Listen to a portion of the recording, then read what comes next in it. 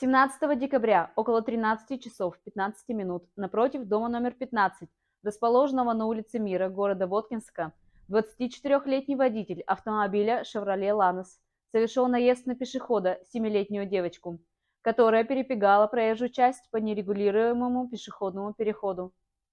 В результате ДТП несовершеннолетний пешеход получила травмы, госпитализирована.